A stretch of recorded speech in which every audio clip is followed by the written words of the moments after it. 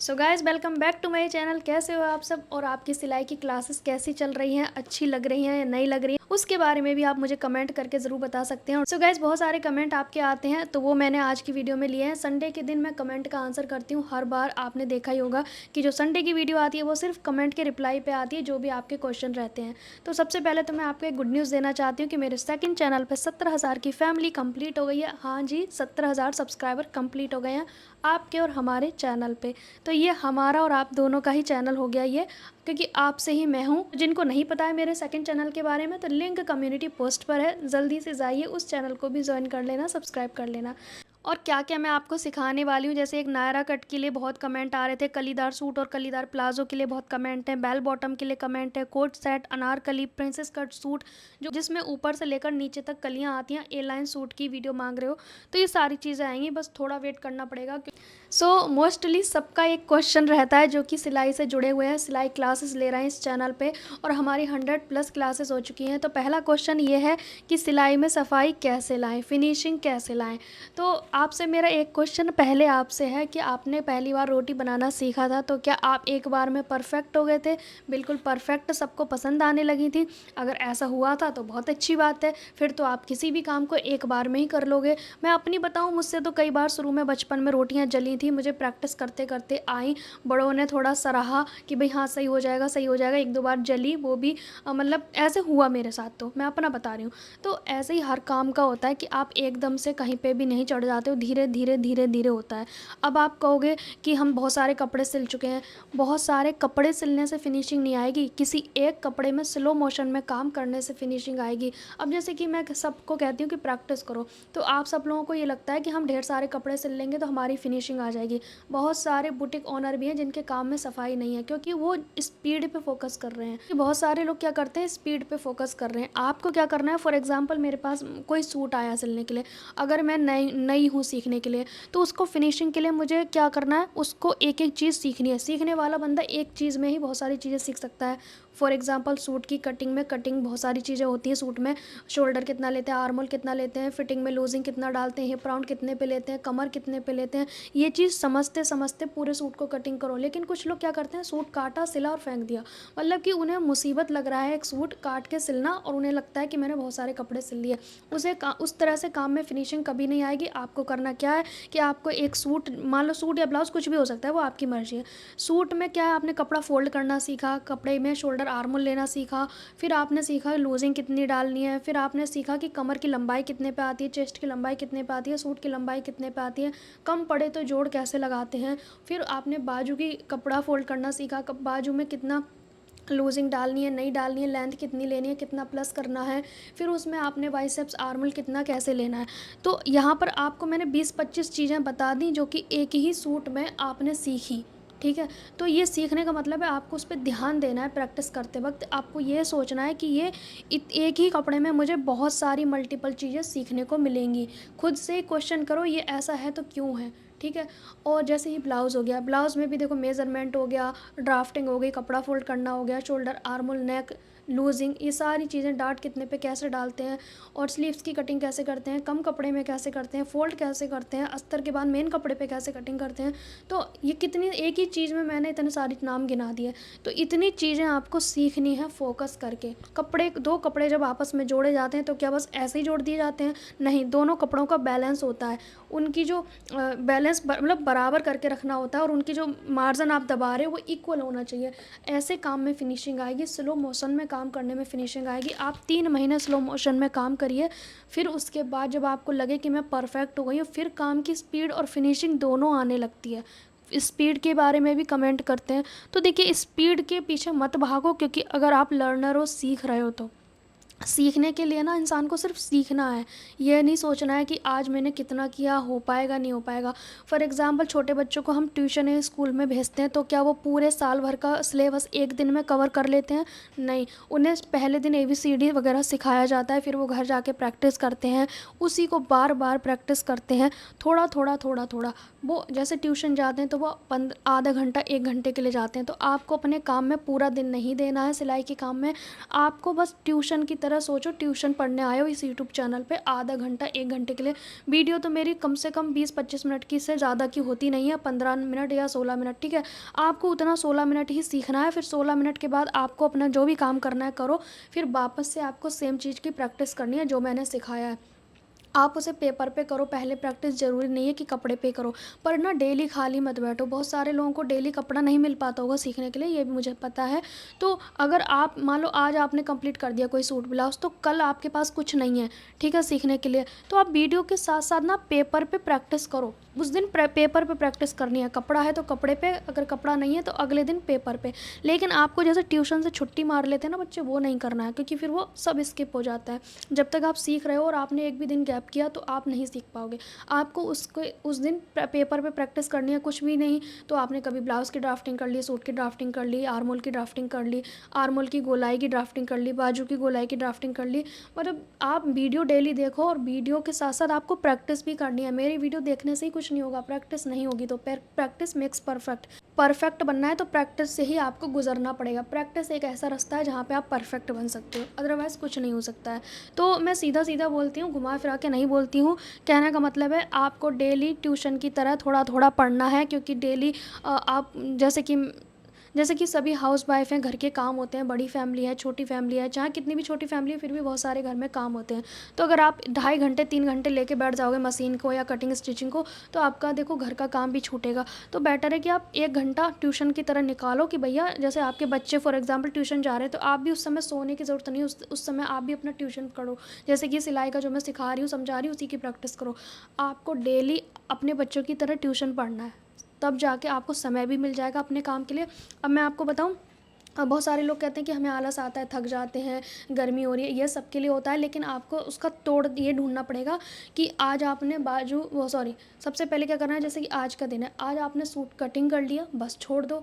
Next day आपने बाजू cutting करनी है, थर्ड डे आपको स्टिचिंग करनी है, हाफ स्टिच, जितना मतलब डेली आपको 1 घंटा करना है। चाहे उस 1 घंटे में कुछ हो पाए या नहीं हो पाए, वहीं पे स्टॉप कर दो। अधूरा रह गया छोड़ दो। आप सोचो आपका ट्यूशन का टाइम फिनिश हो गया, अब नेक्स्ट डे करो, ताकि आपका नेक्स्ट डे भी खाली ना जाए, प्रैक्टिस भी चलती रहे, एक भी दिन का गैप ना हो, भूले ना बिल्कुल। तो इस तरह से आपके काम में भी प्रैक्टिस आएगी और आप सीख भी जाओगे, ठीक है। और बहुत सारे लोग कहते हैं मैम आप चैनल की वीडियो डिलीट मत करना। मैं कभी भी डिलीट नहीं करूँगी, क्योंकि ये लोगों की हेल्प के लिए चैनल है। यहाँ पे मैं कुछ बेच नहीं रही हूँ, ये सिर्फ सिखाने लर्निंग का चीज़ है, और ये परमानेंट मेरे चैनल पर रहेगा। बहुत सारे लोग इसलिए डरते हैं क्योंकि और चैनल पर जो प्रोफेशनल लोग हैं वो एक दिन सिखाते हैं, अगले दिन वो वीडियो डिलीट कर देते हैं ताकि उनका कोर्स ख़रीदा जाए। तो यहाँ पर ऐसा कुछ नहीं, यहाँ आपको परमानेंट रहेंगी। मैं रहूँ ना रहूँ इस दुनिया में, मेरा यूट्यूब चैनल हमेशा रहेगा आप सबके लिए। तो हमेशा सीखते रहोगे जिनको ज़रूरत है, क्योंकि ज़रूरतमंद के लिए ये चैनल बनाया गया है, ठीक है जी। और ये तो हो गया काम की, सिलाई के काम में सफाई हो गई, काम टाइम नहीं मिलता, आलस आता है, इन सारी चीज़ों का मैंने 3-4 क्वेश्चन का आंसर मैंने एक ही बार में दे दिया, ठीक है। तो आलस आने की बस ये है कि आप कंटिन्यू 4 घंटे काम मत करो ना, आधा घंटे काम करो, 1 घंटे काम करो, पर डेली करो। जितना कर लिया वहीं पे स्टॉप करो, नेक्स्ट डे कुछ और करो, ठीक है। इतना हो गया। अब आप कहाँ से हो, आपका नाम क्या है? तो मेरा नाम दीपा है, चैनल के नाम से ही पता चलता है। और मेरे 2 यूट्यूब चैनल है, एक ये वाला, एक सेकंड चैनल, जिसका लिंक आपको कम्युनिटी पोस्ट पर मिल जाएगा। और मैं कहाँ रहती हूँ, कि मैं दिल्ली में रहती हूँ। बहुत सारे लोग कमेंट करते हैं कहाँ रहते हो, तो मैं दिल्ली में रहती हूँ। तीसरा कमेंट है कि आप एड्रेस बताओ, फ़ोन नंबर बताओ। ये कभी नहीं बताया जाएगा, कभी नहीं, सॉरी उसके लिए। बुरा लगे तो भी सॉरी, और अच्छा लगे तो बहुत अच्छी बात है, क्योंकि आप भी लेडीज़ हो, मैं भी लेडीज़ हो, आपको भी पता होगा कि सोशल मीडिया पे थोड़ी प्राइवेसी रखना बहुत ज़रूरी है, पर्सनल इन्फॉर्मेशन नहीं देनी चाहिए। और एक चौथा कमेंट है कि मैम आप इंस्टाग्राम पे हेलो हाय का जवाब नहीं देते। तो हेलो हाय का मेरे पास जवाब देने के लिए बिल्कुल वक्त नहीं है। उस पर 1 लाख से ज़्यादा, 1,06,000 इंस्टाग्राम पे मेरे फॉलोअर्स हैं। आप खुद सोचो, आप 1 लाख लोगों का आंसर कर सकते हो सबका? नहीं कर सकते ना, क्योंकि उस पर हर तरह के लोग कमेंट आते हैं, ख़राब भी आते हैं, कुछ भी नॉनसेंस भी आते हैं। उसमें से मुझे छांटना मुश्किल होता है, सिलाई के क्वेश्चन का आंसर देना। लेकिन अगर आप डायरेक्ट लिख दोगे ना, कि जो अपनी प्रॉब्लम है सिलाई से जुड़ी, आप डायरेक्ट लिख दो, आप हाय हेलो मत लिखो, वो सेंटेंस मेरा फ़िल्टर हो जाता है, मुझे समझ में आ जाता है कि मेरी सिलाई वाले लोगों ने मुझे कमेंट किया है, तो उनका आंसर मैं डेफिनेटली देती हूँ। और आप लोगों को पता होगा, जितने लोगों को मैंने आंसर दिया है, आप लोग भी इस वीडियो के नीचे बता सकते हो कि मैं आंसर देती हूँ या नहीं। मैं हर जगह रिप्लाई करती हूँ, पर मेरे काम से रिलेटेड होना चाहिए। हेलो हाय ऐसे तो लाखों आ रहे हैं कमेंट, क्या मैं लाखों का आंसर दूँगी? फिर मेरा कुछ भी नहीं हो पाएगा, बिकॉज़ मैं सारी चीज़ खुद अकेले हैंडल करती हूँ, ठीक है। उसके बाद मैम हमें मेरे साइज़ का पैंट बताओ। तो देखिए मैं मेथड सिखाती हूँ, एक ही पर्टिकुलर साइज़ का नहीं सिखा सकती, मेथड बता दिया तो आप उस साइज़ का बना लो। मेरे पैंट की कटिंग में हैं ही कितने नाप, 3 नाप तो मैं यूज़ करती हूँ। एक तो रेडी लेंथ हो गया, हिप का चौथाई भाग हो गया, और क्या होता है, बस ये 2-3 ही नाप तो मैं यूज़ करती हूँ। तो इतना भी नहीं सीख सकते, मेरी वीडियो देख के नहीं सीख पाए तो फिर क्या ही सीखोगे। इतना ईज़ी कहीं नहीं मिलने वाला, कहीं भी नहीं, क्योंकि मैं ऐसा सिखाती हूँ जैसे किसी छोटे बच्चे को सिखा रही हूँ। तो थोड़ा सा लॉजिक लगाओ, अगर मैं मान लो 36 का पैंट बना रही हूँ तो आप 40 का बनाओ, आपका जो साइज़ है उसका चौथाई भाग करो, है ना। फिर सेकंड चैनल का कौन सा नाम है और क्या इंस्टाग्राम आईडी है। सेकंड चैनल का नाम दीपा लाइफ शॉर्ट्स है और इंस्टाग्राम आईडी दीपा शर्माज है, मतलब शर्मा लिखो, दीपा शर्मा लिखोगे और जेड लगा दोगे बाद में, ठीक है। फिर बाजू में डाउन कितना करते हैं, तो बाजू में डाउन करते हैं, जैसे कि छोटी बाजू है उसमें 2.5 इंच करते हैं डाउन, लेकिन 6 इंच से ज़्यादा अगर बड़ी बाजू है तो आपको 3 इंच डाउन करना है। लेकिन बहुत सारे लोग कहते हैं कि 3.5-4 इंच हम डाउन कर सकते हैं क्या, तो 3.5-4 इंच डाउन तो कर लोगे, फिर आपके हाथ इतने मुड़ेंगे, इससे ज़्यादा ऊपर नीचे मूवमेंट नहीं होंगे, वो ब्लेजर की तरफ फिक्स हो जाएंगे। जो आप कोट वगैरह देखते हो ना, उसमें हाथ ऐसे रहते हैं, आपने देखा होगा ऐसे घूमते हैं लोग, इसीलिए, क्योंकि उनका हाथ मुड़ ही नहीं सकता, क्योंकि डाउन बहुत ज़्यादा होता है, बहुत ज़्यादा डाउन होती है स्लीव। तो हमें नॉर्मली 3 इंच से ज़्यादा डाउन नहीं करना चाहिए। एक कमेंट आया अदित्री का, जिनका कमेंट था कि सिलाई में सफाई नहीं आती, तो मैं पहले एक ही बार में कवर कर चुकी हूँ सफाई का। फिर दूसरा कमेंट है अजीत, तो इनका मैं आपको बता दूँ, इन्होंने कमेंट किया है कि मैम हमें आलस आता है, सिलाई में सफाई नहीं है। तो आलस और सफाई दोनों मैंने एक ही बार में बता दिया। आलस इसलिए आता है क्योंकि आप एक ही दिन में सारा काम करना चाहते हैं, फिर अगले दिन थक के सो जाते हो। नहीं, आपको कछुए की चाल चलना है, स्लो स्लो चलना है, ठीक है। थोड़ा थोड़ा होमवर्क करो, ज़्यादा नहीं करने की ज़रूरत है। और बाकी आप बिज़ी भी रहते होगे, आई नो। और आलस तो देखो बहाना है, आलस तो हर चीज़ के लिए आता है। अगर मान लो मैं इस कमरे में बैठी हूँ और मुझे एसी चल रहा है, मुझे आलस आ रहा है, मुझे नींद आ रही है, लेकिन अगर इसकी कमरे के चारों तरफ अगर आग लगा दी किसी ने, तो क्या मुझे आलस आएगा? नहीं, क्योंकि ये हमारी सोच का खेल है, आलस वगैरह कुछ नहीं होता है। सिर्फ हम अपने कंफर्ट ज़ोन से निकलना नहीं चाहते, हम चाहते हैं कि बस कंफर्टेबल रहें। और जो हमारी कामयाबी है ना, वो मेहनत मांगती है, तो कंफर्ट ज़ोन से आपको निकलना पड़ेगा। जब तक आप अंडे से बाहर नहीं निकलोगे तो आपको बाहर की दुनिया नहीं पता चलेगी। मंजिल आपका जैसे कि फॉर एग्ज़ाम्पल मुझे कहीं अगली गली में एक मंदिर है, वहाँ जाना है, लेकिन मुझे पता ही नहीं है कि मंदिर जाना है नहीं जाना है, तो मुझे पूरा दिन आलस आता रहेगा। लेकिन मैंने दिमाग में ठान लिया कि मुझे मंदिर जाना है, तो बस बीच का रास्ता यूँ चल जाएगा। तो कहने का मतलब है कि आप पहले गोल सेट करो, आपको करना क्या है। आलस तो ऐसे ही आता रहेगा, कंफर्ट ज़ोन में रहोगे तो कंफर्ट ज़ोन से बाहर निकलना पड़ेगा। भूख लगेगी, खाना खाना है, तो आपको किचन में गर्मी में खाना बनाना ही पड़ेगा। अगर बेड पे पड़े रहोगे तो खाना भी नहीं बन पाएगा, भूख भी आपकी ख़त्म नहीं होगी। तो हमें गर्मी में घुसना पड़ता है, चाहे पूरे दिन कितना भी एसी में रहो, लेकिन रसोई में एसी किसी के नहीं होता है। अगर आप लोग अमीर हो तो एक अलग बात है, पर हमारे घर में तो नहीं होता है एसी वगैरह कहीं पे भी। तो आपको समझ में आ गया होगा मेरे लेक्चर से। कमेंट आया ध्वनि गुप्ता का, तो मैम मैंने एक कुर्ती स्टिच की थी, पर पहनने के बाद लग रहा है कि काश मुझे मतलब अस्तर लगाना चाहिए था, तो अब क्या करूं मैम। तो आप देखो, इसके अंदर एक इनर बना लो, समीज़ बना लो जो स्लीवलेस होती है, डीप नेक में बनाना, तो वो सही रहेगा। या फिर आपके पास ज़्यादा समय है तो पूरी कुर्ती को खोलो, अस्तर लगाओ, वापस सिल दो। तो ऐसा कर सकते हो, 2 ही ऑप्शन है आपके पास। फिर श्रेयांशी करके एक कमेंट आया, दी मेरा एक क्वेश्चन है, सीना 32 है, उसमें 3 इंच का लूजिंग दिया तो 35 हुआ, सीने का 4th पार्ट जितना बाजू की कटिंग होगी ना, लेकिन मेरा कम क्यों पड़ जाता है बाजू जोड़ने पर। प्लीज़ बिना बाइसेप्स के नाप के एक वीडियो डालें। देखिए, बाजू छोटी पड़ने का क्या कारण है उसका वीडियो मैं डाल चुकी हूँ 3-4 दिन पहले। अगर आपने शायद मुझे लगता है ठीक से नहीं देखा वीडियो, तो आप दोबारा जाइए और उस वीडियो को देखें। आपकी बाजू छोटी नहीं पड़ती है, आपका आर्मोल आपने बड़ा कर लिया होता है। तो पहले जैसे कि मैंने कल ये वाली वीडियो बताई थी, मेरे पास अभी पैटर्न भी रखा हुआ है, तो यहाँ पे आप देख सकते हो इसी पैटर्न की बात कर रही हूँ जिसमें मैंने डिटेल वीडियो समझाया था। तो मैंने बाजू का भी आर्मोल 7 किया है, ये जो गोलाई, और ये जो सूट दे रखा है ना, ये जो मैंने कटिंग किया था, इसका भी आर्मोल मैंने 7 कंप्लीट किया है। तो जोड़ने वक्त छोटा बड़ा आने का क्या चांस है। लेकिन अगर आपको समझना ही नहीं है, सीखना ही नहीं है, वीडियो स्किप कर करके सीखना है, तो फिर कुछ नहीं हो सकता है, उसका मेरे पास कोई आंसर नहीं है। लेकिन आपको ठीक से समझना है, सीखना है, तो आपको मेरे इस मेथड से कटिंग करके देखनी चाहिए। पेपर पे कटिंग कर लो ना, जैसे मैंने पेपर पे समझाया, उस पे देखो, अपने राउंड को कंप्लीट करना सीखो, तब जाके आपको समझ आएगा। और आप कह रहे हो कि बिना बाइसेप्स के बताओ, तो वो मुझे नहीं पता, क्योंकि मेरा तो मेथड यही है। जो मेरा मेथड है मैं वही बता सकती हूँ, जिसको मैंने चखा ही नहीं है उसके बारे में मैं नहीं बता सकती हूँ। एक कमेंट आया था सिंह रुचि करके, दी मैं बहुत पतली हूँ, मेरा शोल्डर 13 है और 12 बाइसेप्स है, 10 चेस्ट, सॉरी आर्मोल 12 है, बाइसेप्स 10 है और चेस्ट 28 है, और वेस्ट 27 है। सूट बनाती हूँ, बहुत लूज़ होता है, कभी शोल्डर तो कभी गला, आगे पीछे समझ नहीं आ रहा है कैसे क्या करूँ। पहले मेरी बॉडी मेज़रमेंट वाली वीडियो देखो, फिर डिटेल में सूट कटिंग की वीडियो देखो। ठीक से देखोगे नहीं तब तक कुछ समझ में नहीं आने वाला है। फिर खाली कमेंट करने से कुछ भी नहीं होगा, ठीक है। फिर मैम तुलीप सलवार की कटिंग स्टिचिंग कब आएगी? तो उसके लिए टाइम लगेगा, और मैं आपको अभी बताने वाली हूँ कि क्या क्या मैं और सिखाने वाली हूँ। दी मेरी पैंट साइड से उठती है, क्यों बन रही है, क्यों उठी सी बन रही है? कटिंग स्टिचिंग दोनों में प्रॉब्लम हुआ है। आप जहाँ रहते हो वो आपका घर है क्या दी? तो इसका आंसर आएगा सेकंड चैनल पे, ब्लॉग वाले चैनल पे। हेलो दीपा जी, 45 हिप साइज़ का पैंट प्लाजो की वीडियो बनाओ जिसमें आगे बेल्ट पीछे इलास्टिक। आगे बेल्ट पीछे इलास्टिक का वीडियो आएगा, लेकिन थोड़ा रुकना पड़ेगा, अभी नहीं आएगा, ठीक है। उसके लिए मुझे कपड़ा वगैरह लाना पड़ेगा, क्योंकि मेरे कस्टमर फुल इलास्टिक का पहनते हैं। और फिर सोनी कुमारी जी का आया, इनका रेगुलर कमेंट आता है, थैंक यू सो मच। जब से मेरा चैनल है तब से आप मुझे कमेंट करती हो, और मुझे याद भी हो गया आपका नाम। अपनी दिनचर्या कैसे बनाए वीडियो में बोल के काम करते वक्त बताइएगा। ओके जी, वैसे तो मैंने बताई हुई हैं।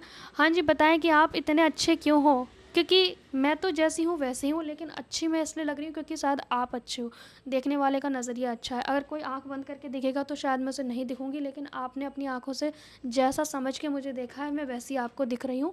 तो इसमें देखने वाले की अच्छाई है जो मैं आपको अच्छी दिख रही हूँ। हो सकता है मैं किसी को बहुत बुरी लगती हूँ, है ना। आपसे क्या क्वेश्चन करें, आप तो बिना ही पूछे सब इतना आंसर दे देते हो। तो इनका क्या नाम है, मुरमुरु करके कुछ नाम है, सॉरी अगर मैंने आपका गलत पढ़ा हो नाम तो। जागृति करके कमेंट आया, मैंने आपका फ़ोन नंबर मांगा था। और ये कमेंट आया इनका, मैंने अपनी कुर्ती को ठीक करा है, उसी परफेक्ट फिट किया है जैसे मैंने आपको अपनी कुर्ती को फिट करना सिखाया था। ओके, तो देखिए ये बहुत सारे लोग कहते हैं फ़ोन नंबर एड्रेस ये वो, तो वो मैं कभी नहीं दूंगी, आज क्या कभी भी नहीं देने वाली हूँ। जब मुझे लगेगा कि मुझे सेफ़ लग रहा है तब मैं दे सकती हूँ। अभी कुछ रीज़न है जिसकी वजह से ना तो मैं एड्रेस दूंगी, ना ही मैं फ़ोन नंबर दूंगी, ना ही मैं किसी से इंस्टाग्राम के थ्रू फ़ोन पे बात कर सकती हूँ। क्योंकि कुछ कॉल आए थे, वॉइस कॉल, जो मुझे बिल्कुल ख़राब लगा। क्योंकि आप मेरी बिना परमिशन के आप मुझे कॉल ना करें तो बेस्ट है। जो चीज़ मुझे सही नहीं लग रही है उसके लिए मेरी अंदर से आवाज़ आ रही कि जो अभी सही नहीं है, तो वो मैं नहीं करना चाहती हूँ। फिर बार बार कमेंट कर रहे हो, नहीं बात करनी है, बात करनी है। ऐसी कौन सी प्राइवेट बात करनी है आपको जो बिल्कुल ही फ़ोन पे करनी है? आप मुझे लिख के मैसेज करो ना, इंस्टाग्राम पे कर सकते हो या फिर यूट्यूब पे कर सकते हो। मैसेज में भी तो क्वेश्चन आंसर हो सकते हैं ना, ज़रूरी थोड़ा ना फ़ोन पे बात करना। अगर मैं 1 लाख लोगों को अपना नंबर दे दूँ तो मतलब मैं तो पूरा दिन इसी में ही पागल हो जाऊँगी। खुद सोचो ना आप, 1 लाख लोग मुझसे बात करने लग जाएंगे फिर तो। ठीक है सबका प्यार मिल रहा है, बट इतना मतलब बंदा इरिटेट ही हो जाए, पागल ही हो जाए फ़ोन पे बात करते करते। पता नहीं कौन कैसा है, हमें नहीं पता सोशल मीडिया पे सब अच्छे हैं कि कैसे हैं, क्योंकि कुछ नेगेटिव कमेंट भी आते हैं। और बहुत सारे लोग कहते हैं कि आप नेगेटिव कमेंट को कैसे हैंडल करते हो। तो पहले तो उन्हें प्यार से आंसर करते हैं, नहीं समझ आता है तो उन्हें जस्ट ब्लॉक कर देते हैं, उन्हें अपनी लाइफ से निकाल देते हैं, बस इतना कर सकते हैं। क्योंकि हर किसी को आंसर देना मतलब, मूर्ख को क्या समझा सकते हो आप? कुछ नहीं समझा सकते, दीवार में सिर मारने जैसा है। तो खुद को ही हर्ट करना है अगर हम उसको आंसर करते रहेंगे। तो मैं जस्ट इग्नोर करती हूँ, क्योंकि उसके एक बंदे को बुरा देखने की बजाय जो इतने सारे लोग हैं उनको उनकी अच्छाई देखने का वक्त मेरे पास ज़्यादा है, बजाय एक इंसान के बुरे देखने का। तो जैसे 70,000 सेकंड चैनल पे, इस पे भी मेरे 50,000 के लगभग लोग हैं। तो ये लोग ज़्यादा इंपॉर्टेंट है ना मेरे लिए, वो नेगेटिव इंपॉर्टेंट नहीं है जो मैं उसको आंसर देती रहूँ। है टॉम बॉय के नाम से, तो इन्होंने कहा है कि एक कस्टमर है वो ज़रूरत से ज़्यादा नीचे पैंट पहनती है, तो उनका आसन कितना लें, और उनका हिप राउंड है 45। तो देखिए 44 हिप की पैंट मैंने ऑलरेडी वीडियो डाली हुई है, वैसे तो मेथड में सिखा चुकी हूँ। तो जो ज़रूरत से ज़्यादा नीचे पहनते हैं उनका आसन कम लेना है, लेकिन थाई के पास लूजिंग अच्छी खासी रखनी है, और हो सके तो म्यानी ज़रूर ऐड करना। लेकिन जैसे आप कितना रखना है आपने मुझे बार बार पूछा है, तो आप आसन रख सकते हैं फ्रंट का 11 और बैक का 2 इंच बढ़ा के, ठीक है, इस तरह से कर सकते हैं। फिर एक कमेंट आया कि मैम सूट का मैम ब्लाउज़ का पल्ला आगे पीछे का उठता है और आगे की ओर लटकता है, इस तरह से कुछ उन्होंने किया है। तो इसका तो डिटेल आंसर आ पाएगा, ऐसे नहीं आ पाएगा। आर्मोल कम है उस पर वीडियो बनाओ मैम। ओके, देखिए हाँ, एक कमेंट बहुत आते हैं कि चेस्ट ज़्यादा है आर्मोल कम है। फॉर एग्जांपल, अगर बहुत ज़्यादा चेस्ट है, हिप भी ज़्यादा है, कमर कम है, बाइसेप्स भी कम है, आर्मोल भी कम है, तो उनके लिए प्लेट वाला ही सूट हो चाहे ब्लाउज हो, प्लेट डालनी पड़ेगी, कंपलसरी है, उसके बिना फिटिंग नहीं आएगी, चाहे आप कुछ भी कर लो। कहाँ से हो ये सब मैं पहले ही बता चुकी हूँ, मेरा नाम दीपा है ये भी बता चुकी हूँ। और एक कमेंट हाँ मेरे को ये भी आ रहा था कि स्नेहा जी करके हैं, स्नेहा झा। थैंक यू दीपा जी, बिल्कुल क्लियर हो जाता है आप जब भी बनाते हो वीडियो। तो डीप नेक हो या छोटा नेक हो, शोल्डर उतर रहे हैं, आगे जाते हैं, फ्रंट नेक 6 है, कटिंग करते हैं बाद में, पहनने के बाद वो उसका नेक बढ़ जाता है। इसका डिटेल वीडियो आएगा तो प्लीज़ वेट करिएगा। बहुत सारे लोग कहते हैं कि पैंट बनाते हैं हम तो हमारे पास ये स्केल नहीं है, तो आप ये स्केल को ज़रूर परचेज़ करें क्योंकि इतने महंगे नहीं आते हैं, करोड़ों के नहीं आते हैं। आपके घर बैठे फ़ीस बच रही है तो कम से कम ये स्केल तो आप खरीद ही सकते हो। और इसे बोलते हैं फ्रेंच कर्व। इस पे आप आर्मोल की गोलाई कर सकते हैं, किसी भी चीज़ की गोलाई कर सकते हैं, नेक वगैरह की भी गोलाई कर सकते हैं। सूट अगर नीचे से गोलाई वाला बनाना है उसमें भी गोलाई कर सकते हैं। और ये ट्रायंगल टाइप का है, इससे भी आप सीधी लाइन वगैरह भी कर सकते हैं। और बहुत सारी चीज़ें इनके, बहुत सारे इनके यूजेस होते हैं जो मैं बताने चली तो बहुत टाइम हो जाएगा। सो गाइज़, अगर अब भी कोई डाउट है, कोई क्वेश्चन है तो मुझे कमेंट कर देना। संडे को हम इस चैनल पे Q&A वीडियो रखेंगे ताकि आपके भी डाउट या कोई भी क्वेश्चन है उसका आंसर दे सके। सिलाई की वीडियो संडे को इसलिए नहीं डालती क्योंकि आप लोग भी बिज़ी रहते होगे, एक दिन तो आपको भी मुझे लगता है चाहिए होगा। घर में बच्चे हैं, हस्बैंड है, सबकी छुट्टी होती है तो आप इंजॉय करें। संडे के दिन आप कुछ ना करें, बस मेरी वीडियो को टाइम निकाल के सुन लेना। आप खाना बनाते बनाते भी सुन सकते हैं मेरी वीडियो को, थोड़ी बहुत मैं डांट देती हूँ उसे भी सुन सकते हैं।